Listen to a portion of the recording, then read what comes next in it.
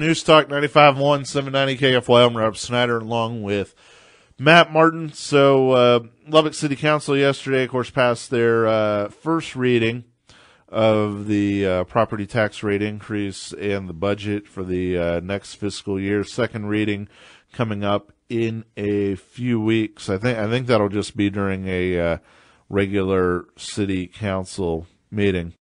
You know what, Paul? Could you pull up the microphone? I got a question for you. So this is Paul Beane, who's hosting for Chad today. Yes. So, I'm sorry, I don't start till 8:30. Yeah. Yeah. I want to ask you a little bit about the city budget. So Paul's a former Lubbock City Councilman. As we had mentioned earlier, the City Council yesterday approved the first reading of the budget for the next fiscal year, which included a 3.36% property tax rate increase, or 1 cent as far as if you were looking at it for the valuation per $100 on your property. Yeah, when you couple that with the increased evaluations, it's a pretty massive increase. In fact, it's greater than the annual rate of inflation, which is borderline criminal. Yeah. So my question, though, is, so we had Randy Christian in studio here, and he told us that there's no place in the budget to cut.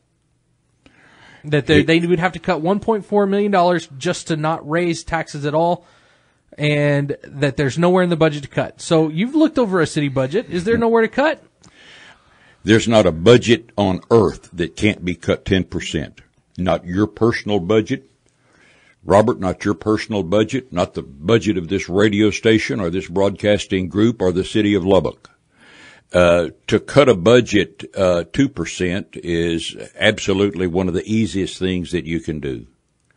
And to stand up and tell the people, the voters, that there's no place to cut is absolutely ridiculous. In fact, it's either spoken by somebody who doesn't understand budgetary items or somebody that's simply lying to you. Mm-hmm. So, Paul, next year they're wanting to put a 2-cent raise, which, if this year was a 3% raise, right? 3.36% property tax rate increase. Okay. Yes. So we would probably be looking at closer to a 6% next year if they got that. If it's 2 whole cents, maybe, I guess. You'd have to do the math on that. Just take a minute and talk about the added evaluations that have gone on the tax rolls recently. Mm-hmm. Drive around. Look at West 34th Street and Loop 289. How much has been added to the value of the property tax rolls at LCAD in Lubbock in the past, say, 12 months? It's millions and millions and millions of dollars. Mm-hmm. I think they said over $5 million extra dollars they were going to have this year from last year's budget. Right. And you cannot continue to grow a budget and raise taxes. Nobody. And Ronald Reagan has proved this. He proved it over and over. Donald J. Trump is proving it right now. You can't tax yourself into prosperity. Yeah. The only thing you can tax yourself into is being dead broke. Right. And this morning, I'm going to discuss some of these things. One of the things I'm going to discuss is the possibility of a new dirt arena, which is going to be paid for out of hotel-motel tax increase. And don't forget rental cars. I know a lot of people in Lubbock who use rental cars. Yeah, and, I just returned from a community that has lost 50% of their hotel-motel occupancy tax. Now they're applying for a federal loan just to pay their bills. And, of course, that's Port Aransas, of course, hit by Hurricane Harvey. Well, people are saying, well, we can't have a hurricane in Lubbock. We can have another May 11th, 1970 in Lubbock. Yeah, another tornado. And the fact of the matter is, hotels and motels right now in Lubbock, they're overbuilt. Yeah. They're massively overbuilt. There's crippling vacancies on a day-to-day basis in some of these newer units that have come online, and they're causing some difficulty for, the folks that have invested in these projects. Mm-hmm. So we'll see.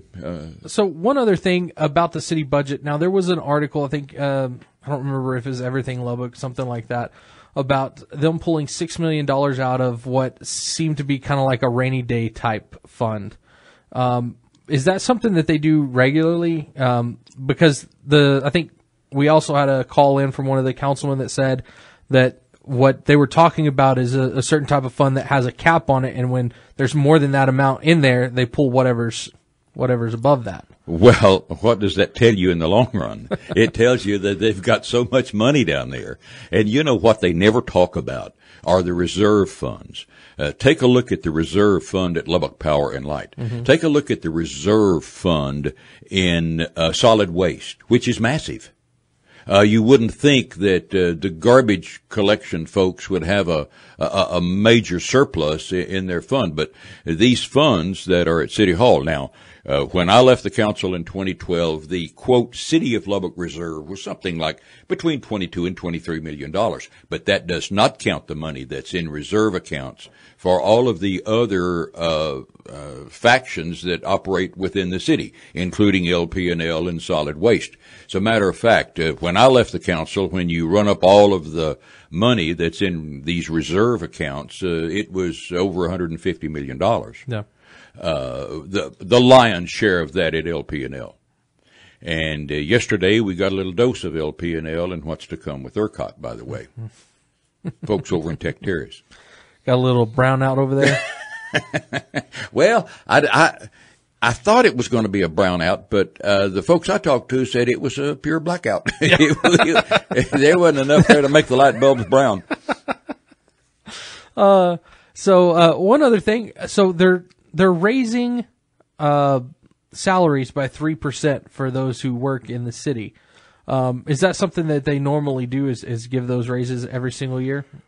No. As an example, in 2008, when I came on the council, the 2009 budget included no money for pay raises.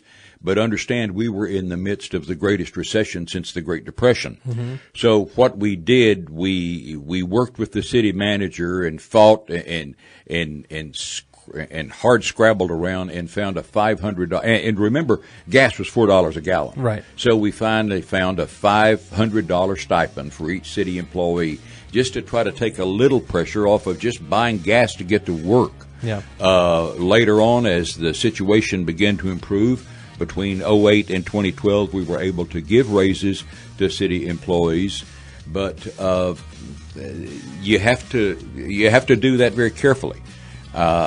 Merit-based raises or across-the-board raises, there's two different schools of thought about that. Right. And I'm not a particular fan of the merit-based raises because you have to depend upon an department head that may or may not be doing his or her jobs correctly.